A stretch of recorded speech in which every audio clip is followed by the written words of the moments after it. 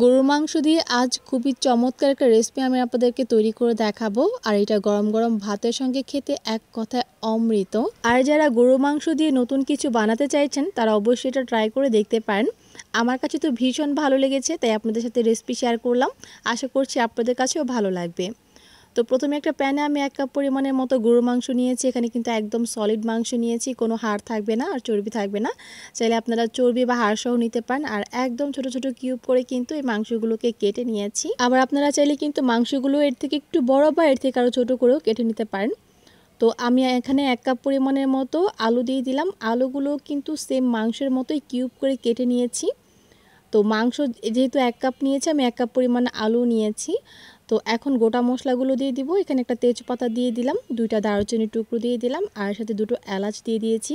এলাচের মুখটা একটু ফাটিয়ে দিবেন, এতে করে ফ্লেভারটা ভালো আসবে।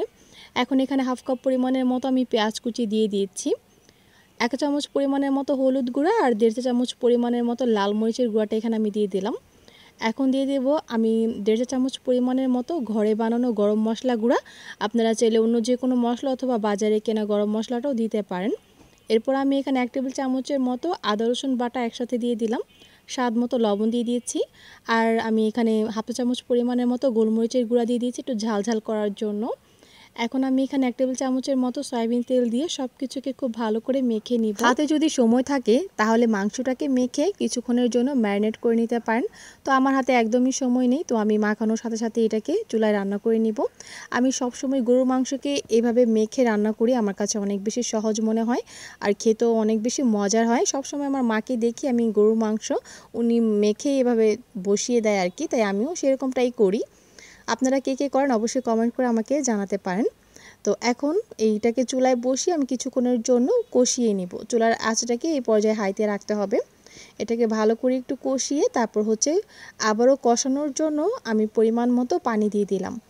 তো এটাকে এখন ঢাকা দিয়ে ঢেকে রাখবো আর চুলার আঁচটাকে মিডিয়াম টু হাই মাঝামাঝি রাখবো। আর কিছুক্ষণ পরপর ঢাকনাটা তুলে এটাকে একটু নেড়ে চেড়ে নিব। তো মাংসটা কিন্তু আমার প্রায় কষানো হয়ে গেছে, দেখতেই পাচ্ছেন পানিটা কিন্তু একদম শুকিয়ে গেছে। তো এখন মেন যে রান্না, সেই রান্নার জন্য আমি এখন পরিমাণ মতো পানি দিয়ে দিব ঝোলের জন্য। তো আমি যেহেতু এটাকে একদমই ঝোল করব না, তাই পানির পরিমাণটা একটু কমই দিয়েছি এখানে। আর এই তো আমার রান্না কিন্তু প্রায় কমপ্লিট। তো দেখতেই পাচ্ছেন কিছুটা পানি রয়েছে, সেটাকে একদম ভালো করে এখন শুকিয়ে নিব জাল করে, যেন এটাতে কোনো এক্সট্রা পানি না থাকে। খুব ভালো করে এটাকে ভাজা ভাজা করে নিচ্ছি। তো দেখতেই পাচ্ছেন পানি কিন্তু একদম শুকিয়ে নিয়েছি। এখন এই মাংসটাকে আমি অন্য একটা পাত্রে তুলে নেব। রান্না কিন্তু এখনও শেষ হয়নি, মেন কাজটা কিন্তু এখনও রয়ে গেছে। তো প্যানের মধ্যে আমি প্রায় 2.5 টেবিল চামচের মতো তেল দিয়ে দিলাম। এখন এখানে আমি একটা ছোট সাইজের রসুন কুচি, শুকনা মরিচ আর পেঁয়াজ কুচি দিয়ে দিলাম। মানে এগুলোকে একটু বাগার করে নিব।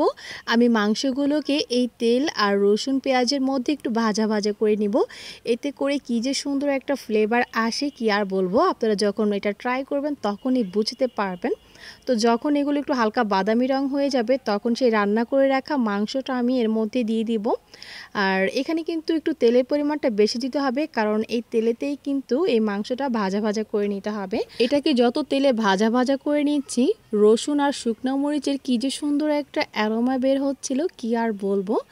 আমার রান্নাটা কিন্তু প্রায় কমপ্লিট আর খাওয়ার জন্য একদম রেডি। এখন এটাকে নামিয়ে একটা প্লেটে আমি পরিবেশন করে নিব। আর কালারটা যে কি এসেছে মাশাআল্লাহ, দেখেই বোঝা যাচ্ছে যে কতটা মজার হয়েছে, তাই না? এটাকে গরম গরম ভাত, রুটি, পরোটার সঙ্গে আপনারা খেতে পারেন, খেতে অসম্ভব ভালো লাগে। তো যারা গরুর মাংস দিয়ে নতুন কিছু বানাতে চাইছেন তারা অবশ্যই এটা ট্রাই করে দেখতে পারেন। গরুর মাংস তো এমনিতেই খেতে অনেক বেশি সুস্বাদু, তার মধ্যে আবার এরকম একটা রেসিপি, তাহলে তো সোনাই সোহাগা। তো আমার কাছে এটা অনেক বেশি ভালো লেগেছে, তাই আপনাদের সাথে রেসিপিটা আজ আমি শেয়ার করলাম। আশা করছি আপনাদেরও ভালো লাগবে। আর ভালো লেগে থাকলে অবশ্যই বাসায় ট্রাই করবেন। আর আপনাদের এটা কেমন হয়েছে তা অবশ্যই আমাকে কমেন্টস করে জানাবেন। তাহলে আজ এখানে বিদায় নিয়ে নিয়েছি, চলে আসবো নতুন কোনো ভিডিও নিয়ে। সবাই ভালো থাকুন, সুস্থ থাকুন। আল্লাহ হাফেজ।